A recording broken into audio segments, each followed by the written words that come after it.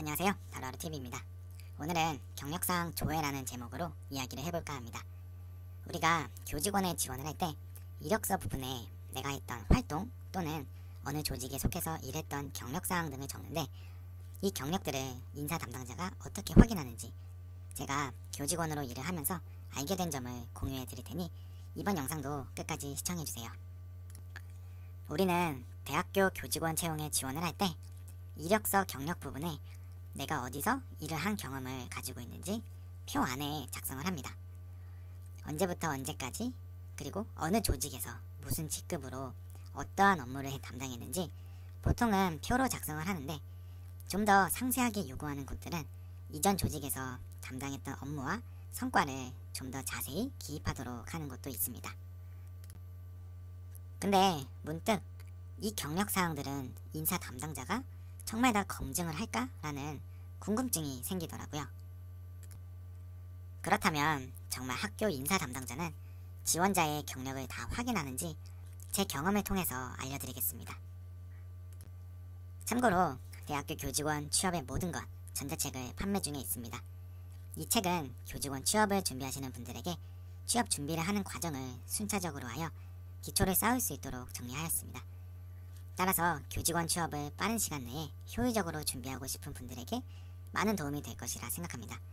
구매 관련 사항은 영상 설명란을 참고해 주시기 바라겠습니다.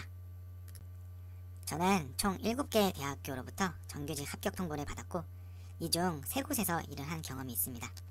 그리고 실제로 저의 경력을 자세하게 확인한 곳이 있었습니다. 제 경험상 3개의 학교에서 실제로 저의 경력을 확인하였음을 이전 직장 또는 합격한 학교에서 일을 하면서 알게 되었습니다. 그러면 경력조회는 어떻게 했을까요? 일단 기본적인 경력사항은 경력증명서, 재직증명서, 건강보험 자격득실 확인서 등의 제출을 통해서 확인이 가능합니다. 개인적으로는 이러한 증빙서류를 제출하는 것 자체만으로도 충분히 증명이 된다고 생각합니다. 근데 교직원 조직의 특성상 한번 뽑은 직원은 고용보장을 해줘야 하니 경력사항뿐만 아니라 이 지원자가 이전 직장 또는 조직에서 좋은 평판을 가지고 있었는지도 미리 확인을 하는 것 같습니다. 첫 번째로 채용 담당자가 이전 회사에 직접 전화를 하여 확인을 합니다. 제가 제일 놀랐던 점은 학교 채용 담당자가 제가 이력서에 적은 회사 인사팀에 직접 연락을 하여 물어봤다는 것입니다. 제가 처음으로 이직을 할 때 정말 이 부분은 생각지도 못했습니다. 전화를 해서 실제로 근무하는 것이 맞는지와 평판이 어떤지 확인을 했다고 들었습니다. 사실 이게 어떻게 보면 굉장히 쉽지 않은 행동입니다. 이직을 하려는 사람이 다니고 있는 또는 다니고 있던 회사에 전화를 해서 물어본다는 것은 상호간의 예의도 아닌 것 같고, 까딱 잘못하다가 지원자 자체를 난감한 상황에 빠뜨릴 수 있기 때문입니다. 그나마 다행인 것은 모든 지원자들의 경력조회를 하는 것은 아니고, 최종 면접에서 합격자 명단에 든 지원자들의 경력조회를 한다는 것입니다. 즉 합격 통보 마지막까지 지원자를 검증하고 또 검증하겠다는 그 특유의 조직 문화가 있는 것 같습니다. 제가 이걸 알게 된 계기가 있는데, 제가 교직원으로 합격을 하고 퇴사 통보를 한 날 저랑 친하게 지냈던 인사팀 과장님께서 사실 회사로 전화가 왔는데 내가 그 전화를 받았다고 말씀을 주시더라고요. 그리고 하는 말씀이 우리 회사에 가장 오래 남아있을 거라 생각했는데 전혀 생각지도 못한 전화를 받아 정말 많이 놀랐다고, 그래도 좋은 말 많이 해줬다고 말하시는 과장님의 말을 듣고 한편으론 소름이 돋고 또 한편으론 그 과장님에 대한 고마움이 생겼습니다. 두 번째는 경력조회 공문 보내기입니다. 다른 곳에서는 이런 일도 있었습니다.